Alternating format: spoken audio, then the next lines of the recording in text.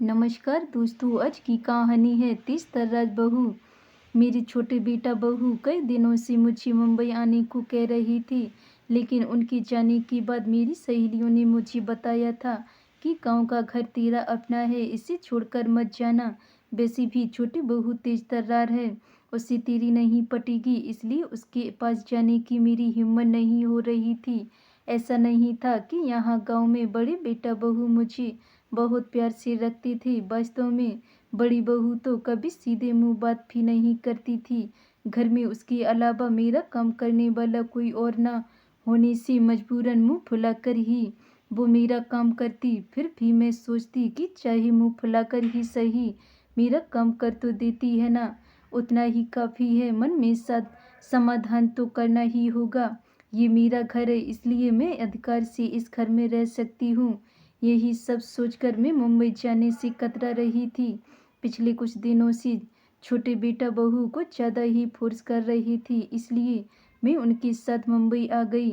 घर में आने के बाद जब मैं बाथरूम गई तो बाथरूम में अंग्रेजी स्टाइल की लैट्रिन सीट देखकर मुझे आश्चर्य हुआ, क्योंकि जब फ्लैट बन रहा था तब मैंने ही जीत करके इंडियन स्टाइल की लैट्रिन सीट लगवाई थी।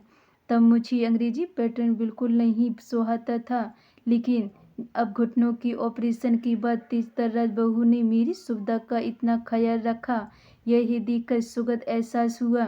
दूसरे दिन शाम की चाय के बाद सब लोग हॉल में बैठे थे, तो शिखा छोटी बहू ने कहा, मम्मी जी चलिए हम सब मॉल में घूमने चलते हैं, आप तैयार हो जाइए। मैं क्या करूँगी मॉल जाकर, जो हम सब करेंगे वो आप भी करना। नहीं बेटा, मैं घर में ही ठीक हूँ, तुम सब लोग जाओ। आखिर आप हमारे साथ मॉल में क्यों नहीं जाना चाहती? शिखा, यदि मम्मी नहीं जाना चाहती तो रहने दो ना। बेटे ने कहा, आप रहने दीजिए। जी, आपको किसने कहा हम दोनों के बीच में बोलने को? बेटा मुंह बनाकर चला गया। शिखा ने फिर कहा, प्लीज़ मम्मी जी चलिए ना। देख बेटा, 75 की उम्र में मैं जल्दी जल्दी चल भी नहीं पाती हूँ, तुम में से किसी को मेरा हाथ पकड़ना पड़ेगा। मेरी वजह से तुम लोगों को भी धीरे धीरे चलना पड़ेगा। ऐसे में बिना वजह तुम सबका मजा भी किरकिरा हो जाएगा। और मॉल में वो क्या कहते हैं, एक्सीलेटर आदि पर चलना भी मुझे नहीं आता।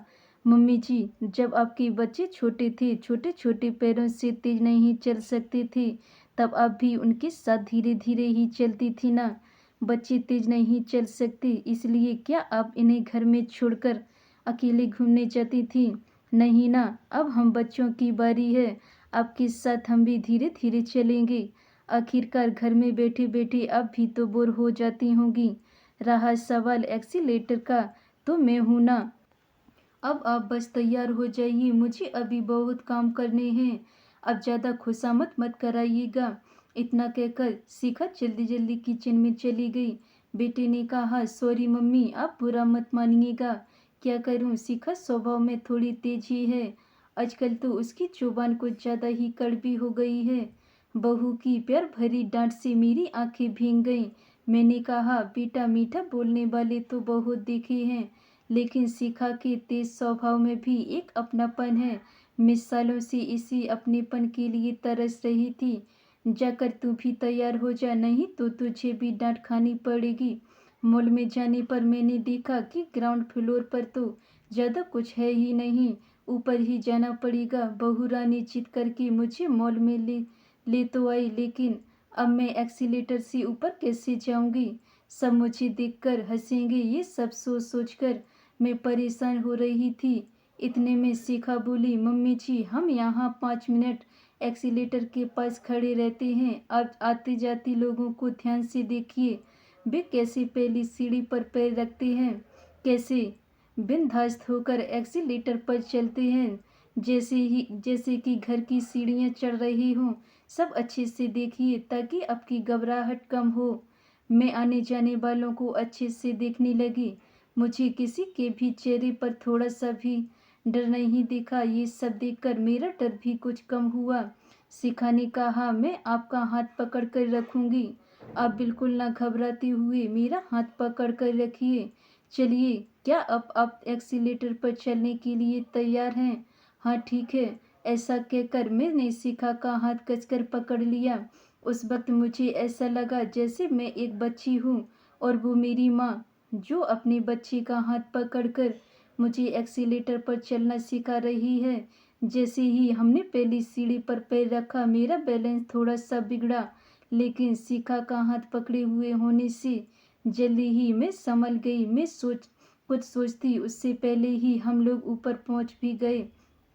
जब भी मैं पिक्चरों में एक्सीलेटर देखती थी, तब हमेशा सोचती थी कि क्या मैं भी कभी ऐसी सीढ़ियों पर चढ़ पाऊंगी। मुझे बुढ़िया को कौन ले जाएगा, मॉल आदि में मेरे साथ धीरे धीरे कौन चलेगा। आदि आज मेरी तेज तर्रार बहू ने मेरा सपना पूरा कर दिया। मैं मन ही मन ईश्वर से प्रार्थना करने लगी कि काश ऐसी तेज तर्रार बहू ईश्वर सबको दे। धन्यवाद दोस्तों। अगर ये मेरी कहानी आपको पसंद आई हो तो वीडियो को लाइक कमेंट शेयर ज़रूर करें। अगर चैनल पे नए हैं तो चैनल को सब्सक्राइब कर लें। मिलते हैं ऐसी और नई कहानियों के साथ, तब तक के लिए बाय बाय।